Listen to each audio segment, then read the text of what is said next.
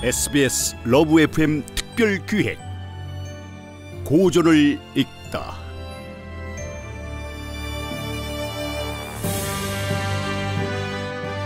(103.5) SBS 러브 FM 라디오 북카페에서는 월요일부터 금요일 저녁 8시 30분부터 9시까지 독서 시간이 부족한 현대인들이 꼭 읽어야 할 고전 필독서를 들려드리는 특별기획 고전을 읽다를 마련했습니다.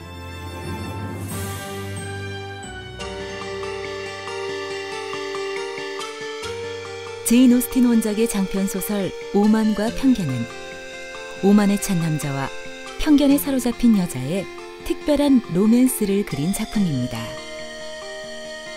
겉으로는 오만하고 냉철해 보이지만 속내는 누구보다 따뜻한 다하시와 당당하고 지혜로운 엘리자베스의 사랑 이야기입니다.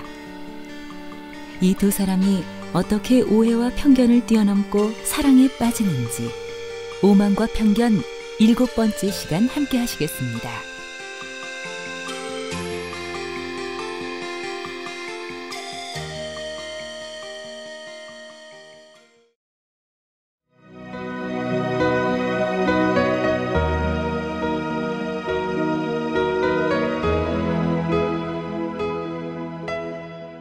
엘리자베스는 오솔길을 거닐며 다하시의 편지를 읽었다. 시간이 흐를수록 그녀의 얼굴은 놀라움으로 가득 찼다. 그녀는 편지의 내용이 청혼하는 게 아닐 거라는 짐작은 했지만 놀라운 내용들이 담겨 있었다. 편지는 로징스 저택에서 아침 8시에 쓴 것이었다. 엘리자베스, 이 편지를 받고 놀라지 마십시오. 당신은 어제 2가지 일로 저를 비난했습니다. 그래서 저는 편지로 모든 걸 밝히고자 합니다. 제가 제인 베넷 양과 빅리의 결혼을 반대한 것은 신분이나 집안의 차이 때문이 아닙니다. 그것은 당신의 어머니와 세 동생에 비하면 문제가 되지 않습니다. 그날 네더필드의 무도회에서 그들이 한 행동을 보고 친구가 불행한 결혼을 할 거라는 사실을 분명히 알 수 있었습니다. 물론 지성과 교양이 뛰어난 당신과 당신 언니는 그런 비난을 받아서는 안 됩니다.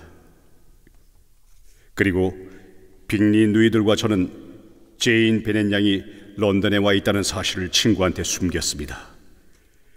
두 사람이 다시 만나면 결혼이 이루어질까 봐 걱정했던 것입니다. 이런 일들로 당신 언니에게 상처와 고통을 주었다면 제가 모르고 한 일이지 고의는 아니라고 변명하고 싶습니다. 이제 그다지 얘기하고 싶지 않은 위컴 문제를 밝혀야겠군요. 위컴의 아버님은 우리 집안의 재산을 잘 관리해준 매우 훌륭한 분입니다. 하지만 위컴은 그분과 전혀 다른 사람이죠.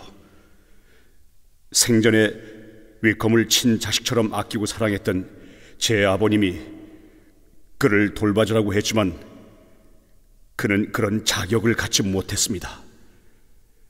방탕한 생활을 일삼았던 위컴은 목사직을 물려받는 대신 3,000파운드를 요구했습니다. 물론 그는 그 돈을 금세 날렸습니다.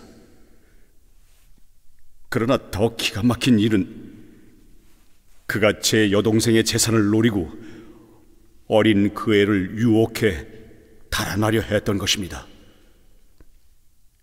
엘리자베스, 이 편지 내용의 진실은 피츠 윌리엄 대령에게 확인해 보시면 알게 될 것입니다. 끝으로 당신에게 하나님의 축복이 있기를 바랍니다. 편지를 다 읽고 난 엘리자베스는 온갖 생각이 들었다. 그동안 그녀는 다하시를 지나친 편견으로 바라보고 있었기 때문에 편지 내용을 하나도 믿으려고 하지 않았다. 하지만 그녀는 자신도 모르게 편지 내용을 몇 번이고 곱씹었다. 하나부터 10까지 말도 안 되는 변명을 늘어놓고 있어. 뭐? 고의로 언니 결혼을 반대한 게 아니라고? 어쨌든 반대한 건 맞잖아. 다시 씨 편지에 쓴 건 전부 거짓말이야. 엘리자베스는 다 읽은 편지를 다시 안 읽겠다며 방바닥에 팽개쳤다. 하지만 그녀는 1분도 안 돼 편지를 다시 펼쳤다. 그리고 마음을 가라앉히고 위컴 씨에 대해 쓴 내용을 한 줄 한 줄 꼼꼼히 읽고 또 읽었다. 두 사람 중에 분명 한 사람은 거짓말을 하고 있는데 어떻게 가려내지? 목사직을 내놓고 대신 3,000파운드를 받았다고? 가만, 위컴 씨는 킹 양이 물려받은 재산이 10,000파운드 때문에 나한테서 마음을 돌렸잖아. 그리고 위컴 씨는 다시 씨를 만나는 게 전혀 두렵지 않다고 했는데 마주치기 싫다고 네더필드 무도회에 오지 않았어. 그러고 보니 위컴 씨의 행동에 의문나는 점이 한둘이 아니었다. 그제야 엘리자베스는 어렴풋이 사실을 알 것 같았다. 결국 그녀는 편견에 사로잡혀 다시나 위컴 씨를 제대로 파악하지 못했다는 걸 깨달았다. 그녀는 쥐구멍에라도 들어가고 싶을 만큼 부끄러웠다. 난 편견 때문에 완전히 눈이 멀었어. 한 사람은 무도회에서 날 무시해서 안 좋게 봤고, 다른 한 사람은 나한테 관심을 보였기 때문에 좋게 본 거야. 제인 언니와 빅리 씨 문제도 다시 말이 맞아. 내가 생각해도 엄마하고 동생들이 한 행동은 수치스러웠어. 제인 언니 한 사람만 보고 결혼할 순 없잖아. 아무 잘못도 없는 다시 씨를 비난했으니 얼마나 멍청한 짓이야. 청혼을 거절당한 그가 가엾고 안쓰러워. 사실 우리 가족은 그의 말대로 결점이 많잖아. 그나저나 언니가 걱정이네. 이 모든 상황을 어떻게 설명하지? 마침내 헌스퍼드를 떠나게 되었다. 엘리자베스는 전날 짐을 싸고 캐서린 부인에게 인사를 다녀왔다. 이튿날 아침 샬럿과 작별 인사를 나누었고 콜린스 씨의 지루한 인사도 들었다. 엘리자베스는 제인을 데려가기 위해 마리아와 함께 런던으로 떠났다.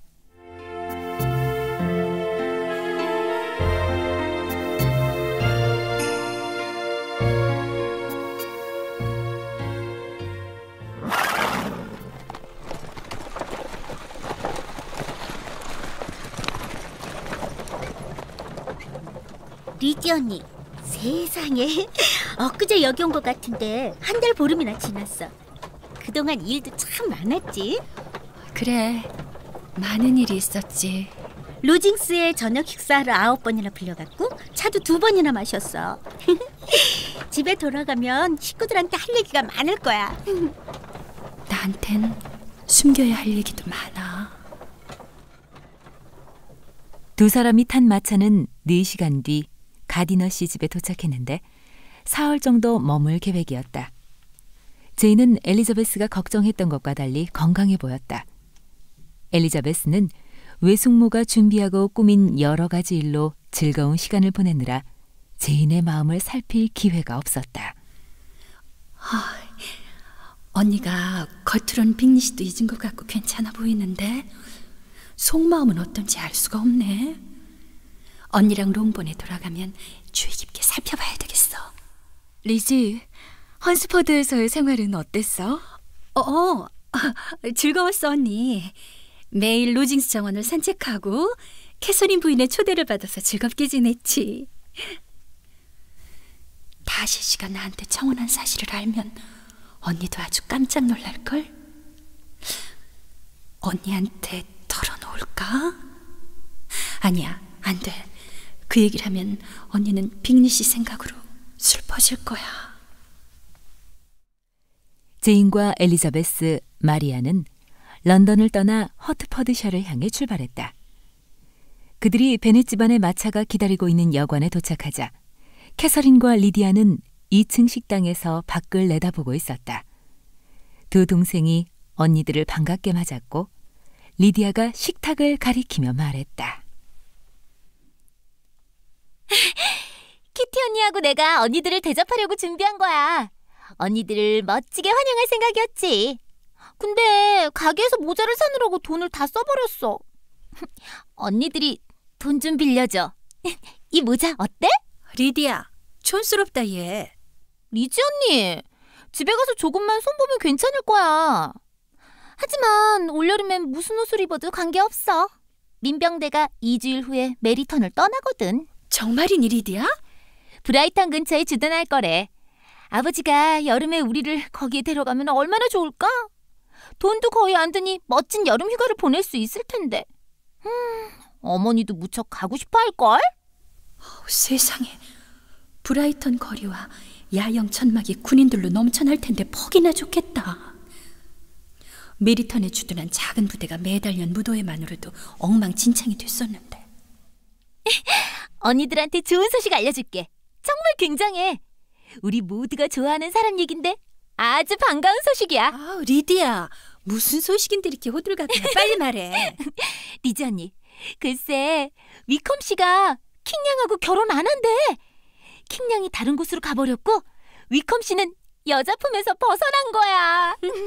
킹냥이 놓아주었겠지. 그따위 어리석은 결혼을 하지 않게 됐으니 정말 다행이다. 엘리자베스가 비아냥거렸다. 베넷 자매들은 식사가 끝나자 마차에 짐이며 바느질 가방, 소포, 그리고 캐서린과 리디아가 산 물건까지 간신히 싣고 올라탔다. 리디아가 자리에 앉아 펄쩍펄쩍 뛰며 말했다. 어머, 좁은 자리에 꽉 끼 앉으니까 정말 재밌다. 리지 언니, 그동안 멋진 남자 못 만났어? 제인 언니는 형부 될 사람 데려올 거라고 믿었는데 어떻게 된 거야? 그러다가 노처녀로 늙으면 어쩌려고? 난 언니들보다 먼저 시집 갈 거다. 괜찮지?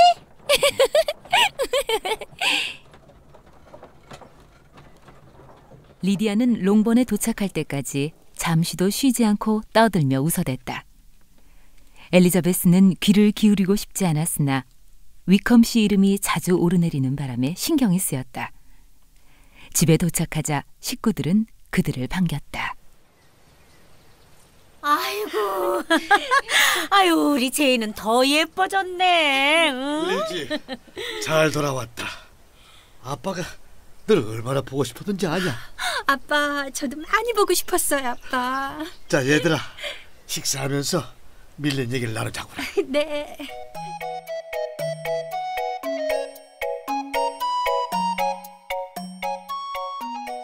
엘리자베스는 그동안 일어났던 일을 제인에게 말하고 싶어 더 이상 견딜 수 없었다. 결국 제인과 관계 있는 부분은 모두 빼고 얘기하기로 마음먹었다.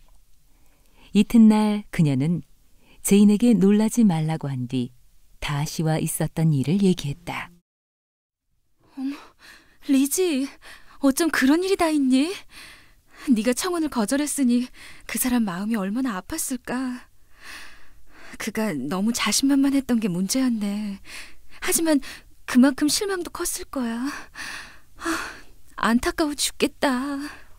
언니, 나도 그 사람 가요. 시간이 지나면 나에 대한 감정이 식을 테고 그러면 상처도 곧 아물겠지? 언니, 다시시 청혼 거절했다고 날 나무라진 않겠지? 얘는 내가 왜 널 나무라니. 현명한 네가 어련히 알아서 했을까. 하지만 위컴 씨 경우는 얘기가 달라. 글쎄, 그 사람 문제도 네가 잘 판단했을 것 같은데. 언니, 지금부터 내 얘기를 들으면 내가 그를 얼마나 잘못 봤는지 언니도 알게 될 거야. 엘리자베스는 다시에게 편지를 받은 일과 위컴에 관한 얘기를 전부 들려주었다. 제인은 큰 충격에 사로잡혔다. 세상을 착하게만 산 제인이 그가 저지른 악을 이해하는 건 무리였고 다시에 대한 오해가 풀린 것으로 위안받을 수 없었다. 리지, 두 사람 사이에 우리가 모르는 오해가 있는 게 틀림없어. 두 사람 중 한 사람은 분명히 잘못했어. 난 다시 씨를 더 믿지만 말이야.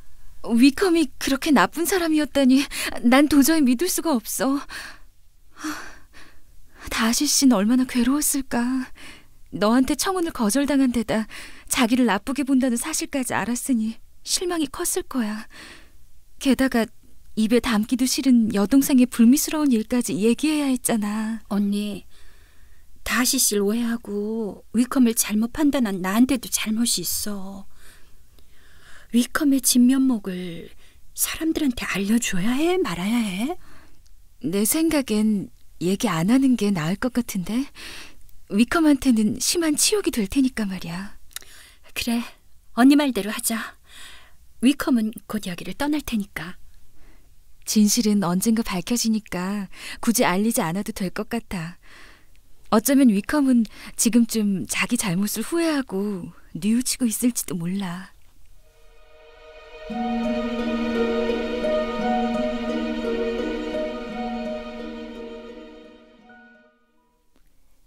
제인에게 2가지 비밀을 털어놓은 엘리자베스는 혼란스럽던 마음이 한결 가라앉았다. 하지만 빅리 씨 얘기만은 해줄 수 없었다. 그녀는 제인과 집에 함께 있으면서 언니를 살폈는데 아직 빅리 씨를 깊이 사랑하고 있다는 걸 느꼈다. 어느 날 베넷 부인이 물었다. 리지, 넌 언니의 불행한 일을 어떻게 생각하니? 난 누구한테도 그 일을 얘기하지 않기로 했단다. 그런데 언니가 그 사람을 런던에서 만났다고 얘기 안 하든? 암튼 어쨌든 형편없는 사람이야. 이제 제인하고 그 사람은 인연이 완전히 끝났어. 내가 알아봤는데 그 사람 올여름에 네더필드에 온다는 얘기도 없다지 뭐니? 아마 빅리 씨 이제 네더필드에 오지 않을 거예요. 뭐 그거야 그 사람 마음이지만 나도 그 사람 오는 걸 바라지 않는다. 아주 몹쓸 사람이야. 응? 그 사람이 내 딸한테 한 짓을 죽을 때까지 떠들고 다닐 거야. 아이고, 실현당한 제인은 그 상심으로 오래 살지 못할 거고 그 사람은 땅을 치고 후회하게 될 거다. 엄마, 그 사람 너무 원망하지 마세요. 그럴 만한 이유가 있었겠죠. 참 리지, 콜린스 부부가 잘 살고 있다며? 먹는 건 잘해 먹고 살든? 너희 아버지가 돌아가시면 롱번 영지를 차지하게 될 거란 얘기도 자주 하지? 아니에요. 한 번도 못 들었어요. 자기들끼리 있을 땐 툭하면 얘기를 할걸. 아이고, 한사상속으로 남의 땅을 물려받는 게 창피하지도 않은지 원. 엘리자베스와 제인이 집으로 돌아온 지 어느새 일주일이 지나갔다. 새로운 주가 시작됐고 민병대가 메리턴을 떠날 날이 다가왔다. 부대 근처에 사는 아가씨들은 모두 낙심하고 있었다. 베넷 자매들은 큰딸과 둘째 딸만이 마음이 흔들리지 않았고 캐서린과 리디아는 슬픔에 빠져 있었다. 키티 언니, 우리 어떡해? 사는 재미도 없을 텐데 큰일이야. 리지 언니는 웃음이 나와? 얘들아, 엄만 너희 슬픔을 잘 안단다. 25년 전 밀러 대령의 부대가 떠났을 때 나도 이틀을 꼬박 울었지. 심장이 갈갈이 찢어지는 것 같았어요. 엄마, 저도 마음이 너무 아파요. 아이고 불쌍한 리디야. 우리가 브라이턴에 갈 수만 있다면 얼마나 좋겠니? 네, 엄마. 하지만 아빠는 안 간대잖아요. 롱번에서는 날마다 슬픈 탄식이 울려 퍼졌다.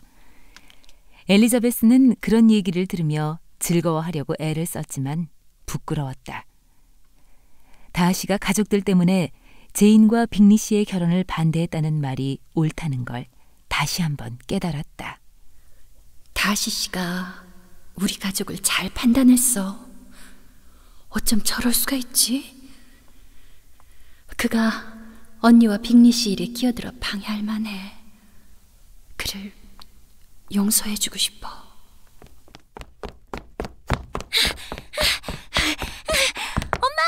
언니, 나한테 무슨 일이 일어난 줄 알아?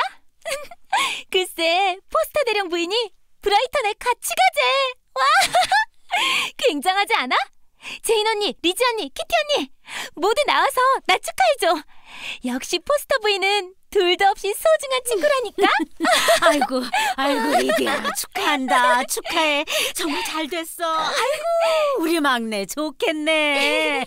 엄마, 좋아할 만한 일은 아닌 것 같아요. 리디야, 내 생각엔 브라이턴에 가지 않았으면 해.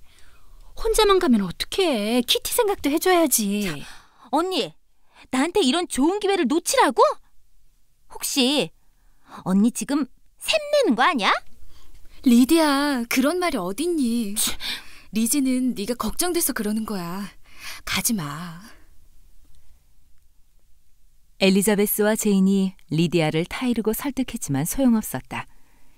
캐서린은 캐서린대로 왜 자기는 초대하지 않았냐며 투덜거렸다. 엘리자베스는 철없는 리디아가 브라이턴에 가서 무슨 짓을 저지를지 몰라 아버지에게 그녀를 못 가게 해달라고 몰래 부탁했다.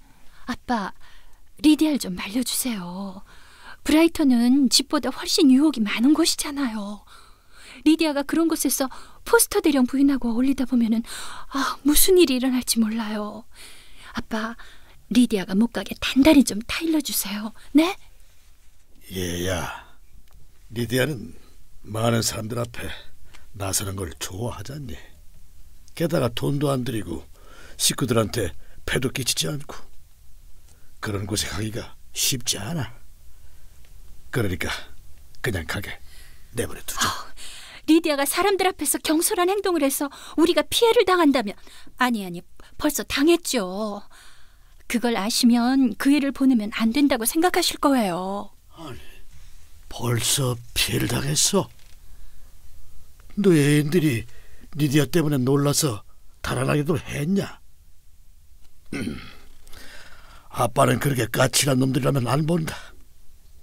리디아가 어리석어도 너희들 동생이잖아. 그런 피해가 아니라 리디아의 분별 없는 행동 때문에 우리 집안이 나쁜 평을 받는다고요. 지금 리디아를 단속하지 않으면 우리 가족 모두 큰 코 다칠 거예요. 리디아하고 캐서린은 허영심도 강하고 제멋대로인데다가 생각 없는 애들이에요, 아빠. 그 애들 때문에 우리가 손가락질 당할 거예요. 얘야, 걱정하지 마라. 제인과 너는 어리석은 동생들이 아무리 많아도 존경과 사랑을 받을 게야. 리디아가 브라이턴에 못 가면 우리 집은 난리 날 거다. 포스터 대rek이 현명한 사람이니 잘 보호해주겠지. 아무 일 없을 게야. 그 애를 믿고 지켜보자꾸나.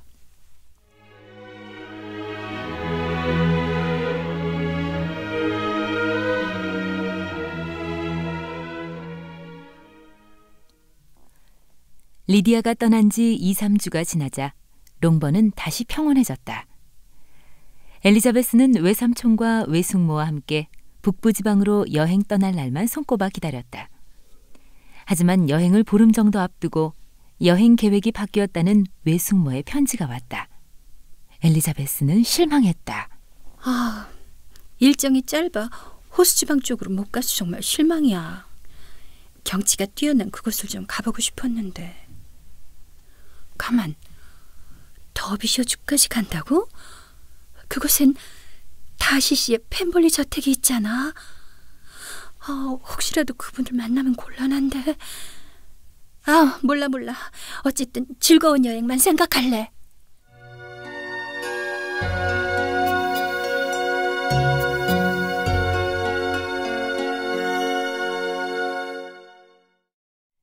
출연 다시 박일, 엘리자베스 송도영, 제인 은정, 베넷 부인 유지영, 베넷 최상기, 빅리 이윤현, 해설 윤성애, 음악 이춘화, 기술 강성민, 극본 김증래, 연출 박건삼 류철민.